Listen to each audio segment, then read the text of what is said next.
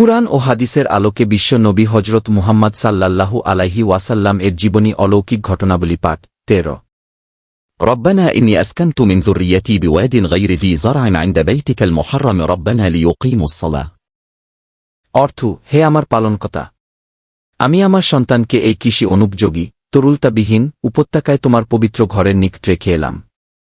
হে আমার প্রভু, তা এজন্য করলাম যেন তারা নামাজ কায়েম করে।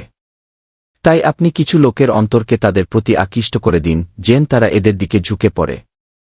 সূরা ইব্রাহিম আয়াত ৩-৭। অতঃপর হজরত ইব্রাহিম আলাইহিসসাল্লাম ও তার যোগ্য পুত্র হজরত ইসমাইল আলাইহিসসাল্লাম দুজন মিলে পবিত্র কাবা ঘর নির্মাণের কাজ শেষ করার পর হারাম শরীফ ও সে স্থানের বাসিন্দাদের জন্য দোয়া করেন। আর তারা দুজনে মিলে মাবুদের দরবারে প্রার্থনা করেন, হে প্রভু, আমাদের বংশধরদের থেকে একজন নবী এ স্থানে প্রেরণ করুন। ربنا واجعلنا مسلمين لك ومن ذريتنا أمة مسلمة لك وأرنا مناسكنا وتب علينا إنك أنت التواب الرحيم ربنا وابعث فيهم رسولا منهم يتلو عليهم آياتك ويعلمهم الكتاب والحكمة ويزكيهم إنك أنت العزيز الحكيم অর্থ, হে আমাদের প্রতিপালক, তাদের মধ্য থেকেই তাদের জন্য একজন নবী প্রেরণ করুন, যিনি তাদেরকে আপনার আয়াতসমূহ তেলায়াত করে শোনাবেন, তাদেরকে কিতাব ও হিকমত শিক্ষা দিবেন এবং তাদেরকে পবিত্র করে দিবেন। নিশ্চয় আপনি পরাক্রমশালী, তেলাওয়াত প্রজ্ঞাময় ও হেকমতওয়ালা। সূরা বাকারা আয়াত 128-129। উপরে উল্লেখিত আয়াতসমূহ থেকে বোঝা যাচ্ছে যে এ দোয়া করার সময় হজরত ইব্রাহিম আলাইহিসসাল্লাম এর সাথে তার প্রিয় পুত্র হজরত ইসমাইল আলাইহিসসাল্লাম ও শরীক ছিলেন। আর যে নবীর জন্য তারা দোয়া করেছিলেন তিনি উভয়ের বংশোদ্ভূত হবেন এবং মক্কা নগরে প্রেরিত হবেন।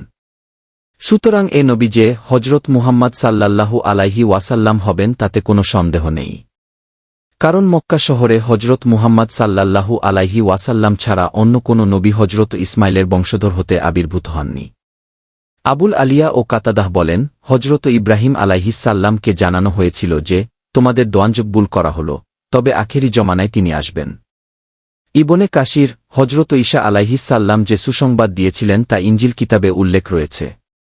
মহান আল্লাহ তারই পুনরুক্তি করেছেন কোরআনে করিমে। وإذ قال عيسى ابن مريم يا بني إسرائيل إني رسول الله إليكم مصدقا لما بين يدي من التوراة ومبشرا برسول ياتي من بعدي اسمه أحمد অর্থ, স্মরণ করো যখন মরিয়ম পুত্র ঈসা আলাইহিসসাল্লাম বলল, হে বনি ইসরায়েল, আমি তোমাদের কাছে মহান আল্লাহর রাসূল রূপে আগমন করেছি। আমার পূর্বে যে তাওরাত অবতীর্ণ হয়েছিল আমি তা সত্য বলে বিশ্বাস করি এবং আমার পর আহমদ নামক যে একজন রাসূল আগমন করবেন আমি তার সুসংবাদ দিচ্ছি। সূরা ছফ আয়াত 6। হজরত মূসা আলাইহিসসাল্লাম এর পর নতুন ধর্ম নিয়ে কোনো নবীর আবির্ভাব হয়নি। যারা এসেছেন তাদের সবাই তার অনুসারী ছিলেন। দীর্ঘকাল অতিবাহিত হওয়ার পর হজরত ঈসা আলাইহিসসাল্লাম এর আগমন ঘটে। এ কারণে তাকে জিজ্ঞাসা করা হলে তিনি ঘোষণা করেন যে তিনি নন বরং তারই পরবর্তী ব্যক্তি। হজরত মূসা ও হজরত ঈসা আলাইহিসসাল্লাম তাদের নিজ নিজ কিতাবে যে রাসূলের কথা বলে গেছেন তা কোরআনের আয়াতেও উল্লেখ করা হয়েছে। يجدونه مكتوبا عندهم في التوراة والإنجيل অর্থ, যার সম্পর্কে তারা নিজেদের কাছে বক্ষিত তাওরাত ও ইনজিলে লেখা দেখতে পায়। সূরা আরাফ আয়াত 157। হজরত আবু উমামা রাদিয়াল্লাহু আনহু বলেন, আমি রাসূল সাল্লাল্লাহু আলাইহি ওয়াসাল্লাম কে জিজ্ঞাসা করলাম আপনার ব্যাপারে প্রথম পূর্বাভাস কি ছিল। উত্তরে তিনি বলেন, وما رأت من أنه خرج منها نور أضاءت له قصور السام অর্থ, সেই স্বপ্ন আমার আম্মা দেখতে পান, এক নূর তার শরীর থেকে বের হয়ে শামদেশের প্রাসাদগুলো উদ্ভাসিত করে দিল। আল হাদিস এতে যে ইশারাই ছিল যে তার গর্ভের সন্তানের মাধ্যমে যে ধর্ম প্রচারিত হবে তা দূরদেশ পর্যন্ত প্রসার লাভ করবে। তাই তো তিনি বলেছেন, পিতা ইব্রাহিমের দোয়া, হজরত ঈসা আলাইহিসসাল্লাম এর সুসংবাদ এবং মায়ের স্বপ্নই ছিল আমার ব্যাপারে পূর্বাভাস। প্রত্যেক ধর্মাবলম্বীরাই হজরত মুহাম্মদ সাল্লাল্লাহু আলাইহি ওয়াসাল্লাম এর আবির্ভাবের কথা অবগত ছিল।